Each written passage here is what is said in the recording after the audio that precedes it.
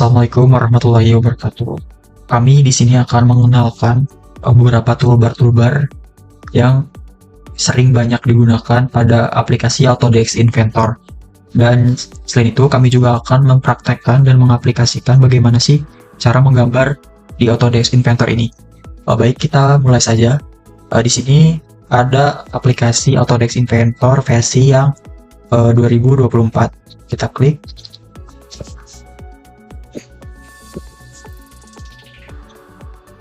Nah, di sini ada tampilan awal pada Autodesk Inventor 2024.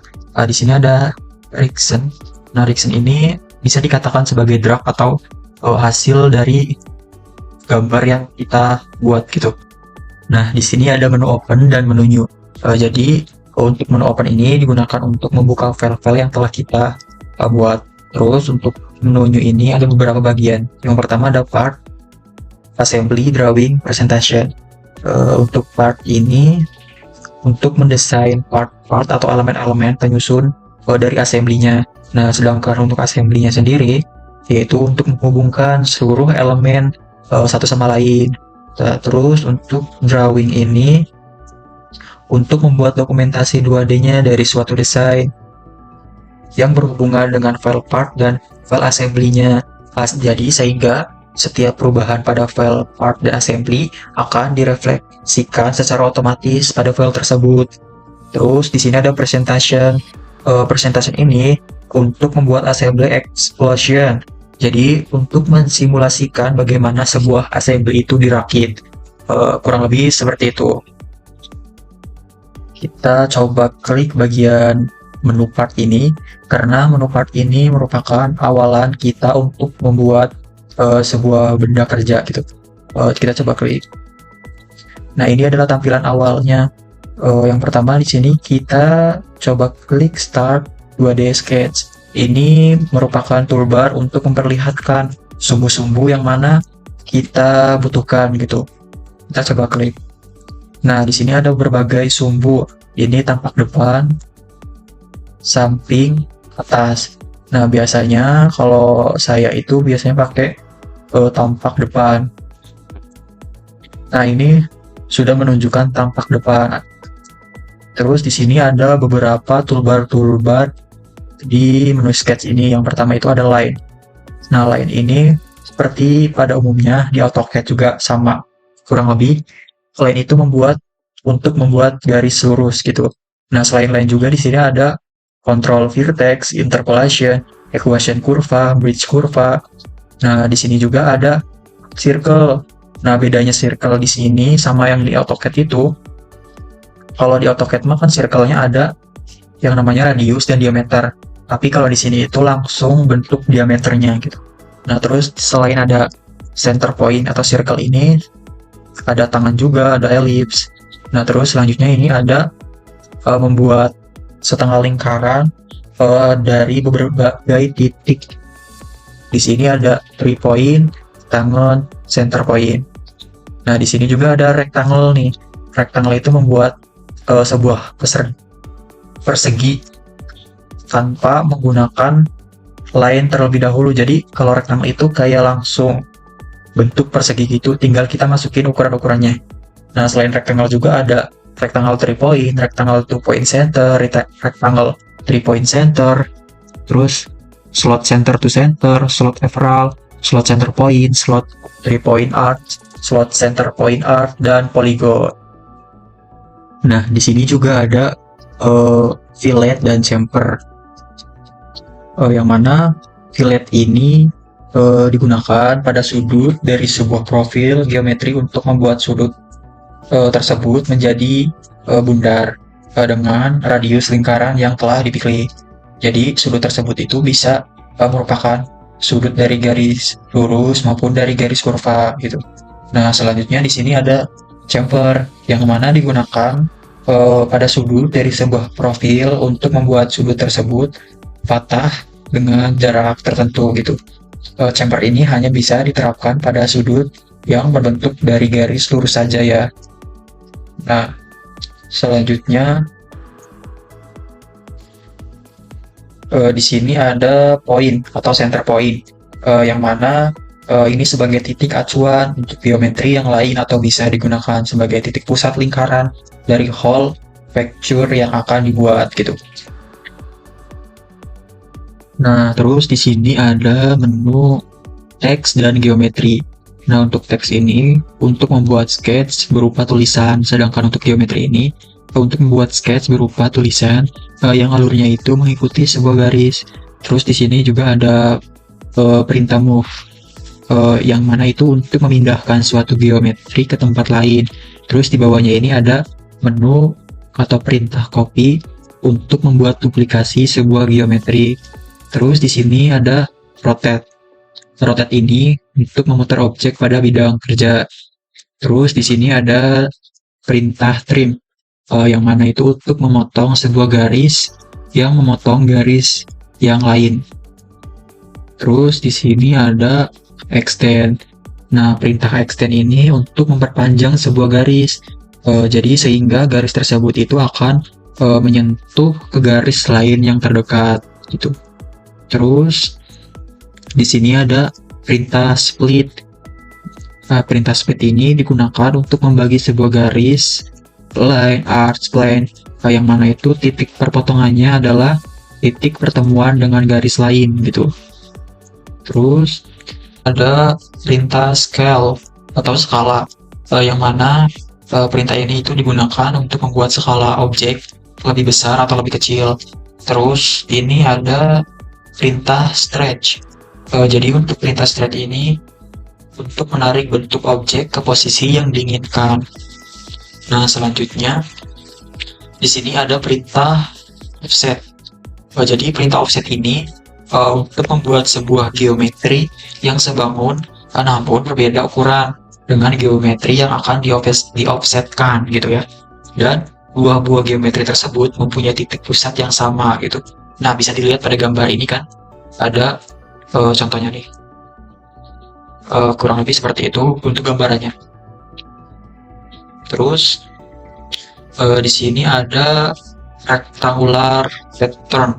Jadi untuk perintah ini itu untuk mengarai atau menduplikat menjadi sebuah jajaran geometri gitu. Nah, terus di bawahnya ini ada circular pattern. Jadi di sini itu untuk menduplikasi juga, namun menduplikasinya itu geometrinya itu secara sirkular atau melingkar gitu. Terus di sini ada mirror. Mirror ini digunakan untuk membuat geometri yang sama dengan arah berlawanan dan cerminnya adalah sebuah garis lurus. Nah, bisa dilihat pada gambar ini ya contohnya nih. Nah, kurang lebih begitu ya. Nah, di sini ada satu lagi yang namanya dimension. Jadi dimension ini digunakan untuk memberi ukuran pada suatu objeknya atau geometrinya itu, atau bisa untuk memastikan gitu bahwasanya si objek atau geometri atau benda yang telah kita buat itu sesuai ukuran atau tidak gitu. Nah, mungkin untuk pengenalan toolbarnya cukup sampai sini ya. Selanjutnya akan ada penerapan atau praktik bagaimana cara melakukan toolbar yang telah kita kenali tadi gitu dengan cara pengaplikasian pada objek gitu. Oke, ini contoh benda kerja yang akan kita buat. Untuk membuat benda kerja, kita dapat memilih menu New. Setelah mengklik menu New, muncul beberapa pilihan. Yang pertama itu ada menu Part. Menu Part itu berfungsi untuk membuat sketsa atau membuat benda kerja. Selanjutnya ada menu Assembly. Menu Assembly ini berfungsi untuk menyatukan beberapa part menjadi sebuah komponen. Selanjutnya ada menu Drawing. Menu Drawing ini digunakan untuk menyajikan gambar kerja. Oke, karena kita akan memulai membuat sebuah benda, kita bisa pilih menu Part. Setelah itu kita pilih toolbar Start 2 dimensi Sketch. Setelah itu muncul berbagai sumbu yang berfungsi untuk menentukan kita akan membuat benda kerja itu memulainya dari pandangan sebelah mana. Bisa atas, bisa samping, bisa depan. Karena pada benda kerja yang akan kita buat ini, informasinya paling banyak terdapat pada pandangan depan, maka kita bisa pilih pandangan depan sebagai langkah awal dalam membuat benda kerja. Setelah itu, kita dapat memulai menggambar benda kerja. Sebagai awal, kita bisa buat 2 buah lingkaran dengan menggunakan menu circle. Selanjutnya, kita bisa gunakan menu line, lalu bentuk sesuai dengan gambar yang kita inginkan.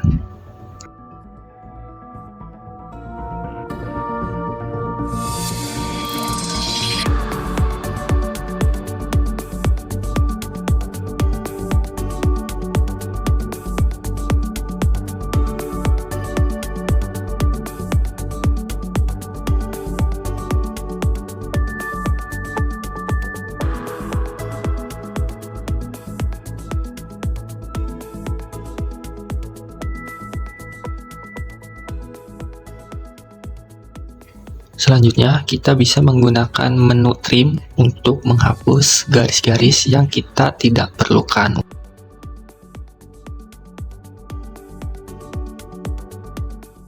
Setelah gambar sketsa kita telah selesai, kita bisa pilih menu Finish Sketch.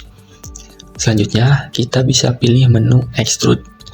Menu Extrude ini berfungsi untuk membentuk gambar sketsa yang sebelumnya kita telah buat. Dalam menu Extrude ini, kita bisa memilih bagian mana saja yang akan kita bentuk. Lalu kita juga bisa memasukkan ukuran untuk lebar atau panjang benda yang diinginkan. Sebagai contoh, benda kerja yang sedang kita buat saat ini, kita akan memasukkan ukuran lebarnya yaitu 76 mm untuk semua bagian.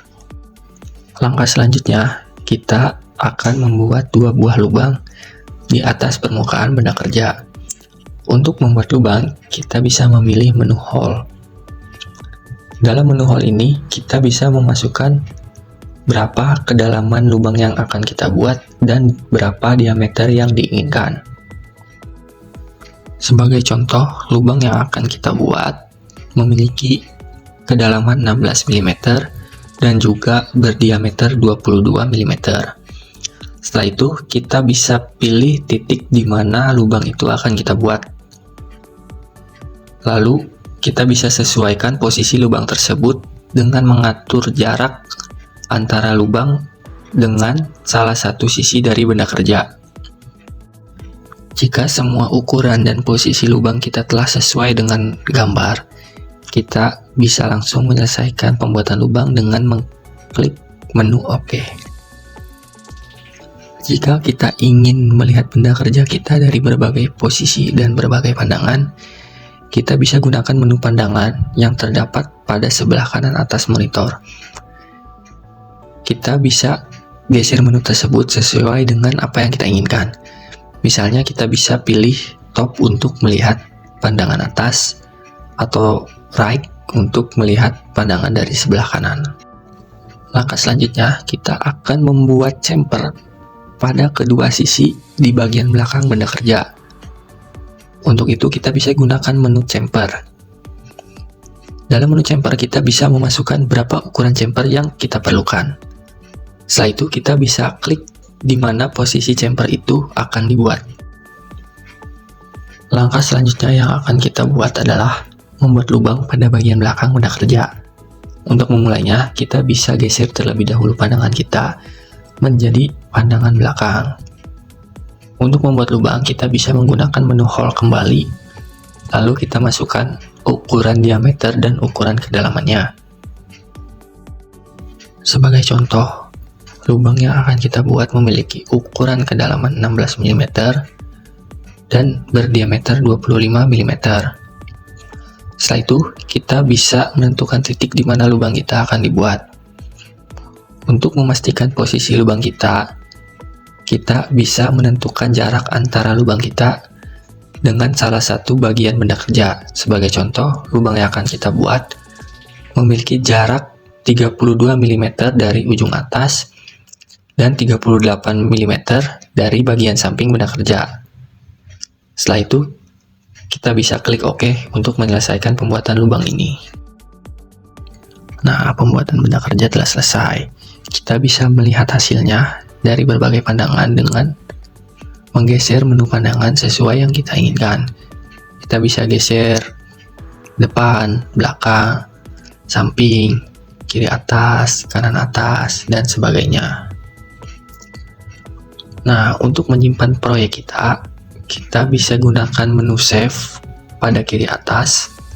Setelah itu kita bisa pilih di mana file kita akan disimpan, dan juga kita bisa menamai file kita sesuai dengan yang kita inginkan. Nah, selanjutnya kita akan menyajikan gambar kerja dari benda yang sebelumnya kita telah buat. Kita bisa pilih menu new, lalu kita pilih bagian drawing. Di sana kita pilih ISO DWG sebagai standar kita, lalu kita klik. Setelah itu kita bisa pilih menu base untuk memilih file benda kerja yang telah kita buat sebelumnya. Dalam menu base ini kita bisa memasukkan skala yang akan kita gunakan dalam menyajikan gambar ini. Nah, di sini kita bisa memilih bagian benda kerja mana yang akan kita sajikan sebagai pandangan depan. Sebagai contoh, kita gunakan bagian samping benda kerja untuk disajikan sebagai pandangan depan. Kenapa? Karena pada bagian samping benda kerja ini memiliki informasi yang paling banyak mengenai benda kerja tersebut. Setelah itu kita bisa geser ke sisi kanan dan juga ke sisi atas. Karena kita menggunakan proyeksi Amerika, maka gambar yang kita sajikan yaitu pandangan depan, pandangan samping, dan juga pandangan atas. Setelah itu kita bisa sesuaikan posisi pandangan kita dengan posisi kertas. Kita tinggal geser saja.